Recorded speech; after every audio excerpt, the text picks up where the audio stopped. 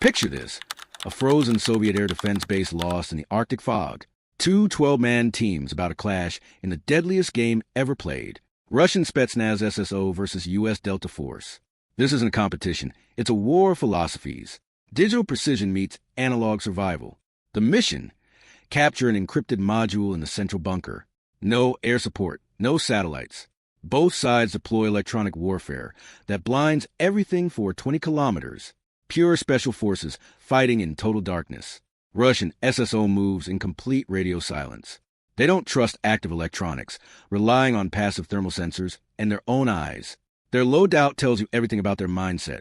aka 12 rifles firing 5.45 millimeters rounds that punch through Western armor like paper. But the real ghost weapon? The Vintorez silent sniper rifle. Subsonic 9 by 39 millimeters rounds. 16 grams of silent death at 200 meters. No flash, no crack, just bodies dropping. For distance work, they carry .338 Lapua Magnum rifles reaching out to 1,500 meters. And here's the kicker. Portable electronic warfare jammers that kill enemy drone signals and radio detonators in a bubble around them. Russian philosophy is simple. When your fancy tech dies, the AK still fires. Delta Force hits the ground moving fast. Their GPNVG 18 quad tube night vision gives them 97-degree panoramic view while everyone else squints through a toilet paper tube. Primary weapon. For 116 Hong Kong dollars, firing 5.56 millimeters with steel penetrators. Their scopes have built-in computers that calculate wind and drop automatically, painting the kill shot right on the reticle. For recon, they deploy Black Hornet micro-drones, tiny helicopters you can barely see or hear. Their ceramic armor plates can take multiple hits. Everything designed for speed. Find target, kill target, move. Delta's strength is information dominance. Their weakness? They need that information to function. First contact comes without warning. Delta's point man trips an SSO sensor wire. Not explosive, just a signal. Russians now know exactly where Americans are. An SSO sniper with a Vintorez opens up at 150 meters. The suppressed shot vanishes in Arctic wind. Delta's radio man drops. Helmet penetrated. Americans hit the dirt. Return fire into empty fog. They can't see muzzle flash. Don't know where it came from. They suppress the entire sector, dumping rounds everywhere. The light 5.56 bullets drift badly in this wind and distance. SSO's heavy 9mm rounds fly true. An SSO gunner on a Pecheneg machine gun starts shredding American cover positions. 7.62 by 54mm doesn't care about your brick wall or sheet metal. It goes through everything. Delta realizes sitting still means death. They pop smoke and start maneuvering aggressively, trying to close distance for the knife fight where they excel.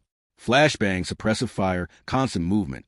Two elite units feeling each other out, looking for mistakes. Here's where psychology kicks in. Delta operators are used to owning the battlefield through tech. When their comms glitch and drones die, they feel blind. It pisses them off. They push harder, faster, taking risks. SSO? They're patient as death itself. They'll let you walk past at arm's length just to shoot you in the back 5 seconds later. It's a war of nerves. Russians create false targets, make noise in 3 places when they're only in 1. Classic guerrilla mind games. For hours in, everyone's fried. Barrels glowing, ammo running low, hands shaking from adrenaline. Both teams converge on the main bunker.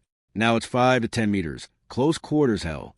Delta breaches with their signature dynamic entry, flashbangs, coordinated movement, overwhelming violence. But SSO has active hearing protection that cuts the bang while amplifying footsteps. They hear everything. The AK-12's bigger round starts mattering. It punches through interior walls, hitting Delta guys hiding behind cover. Americans fight back with perfect 3-man tactics, laser designators cutting through gun smoke like red lightsabers. SSO pulls pistols, double taps the chest. The ceramic plates hold, but the kinetic impact drops guys like hammers. Then it's knives and fists. Not Hollywood, just brutal survival fighting. Delta tries desperately to reach the server room, but SSO turn it into a fortress with barricades and directional mines. The fight drags on, ammunition critical. And here's where Delta's weakness shows. They're used to resupply, to support, to fresh batteries. Their night vision dies. Optics go dark. Fancy drones are paperweights. SSO? They switch to iron sights without blinking. They've trained for this exact scenario. When everything electronic dies, you still fight. Years of brutal training and deprivation pays off now. SSO starts squeezing Delta out of the bunker through small unit tactics and raw endurance. Americans realize they can't hold and make the call to extract, mining the corridors behind them. But Russians already have the escape routes covered with ambushes. In this kind of prolonged slugfest, victory goes to whoever can still fight when all the gadgets are dead. Final verdict. SSO holds the objective, deals critical damage to Delta. Why? The specific conditions. In a world with working satellites and comms, Delta is unstoppable. Their speed and information superiority is unmatched.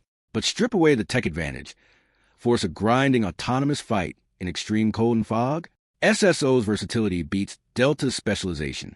Americans are the best system users. Russians are the best at surviving outside any system.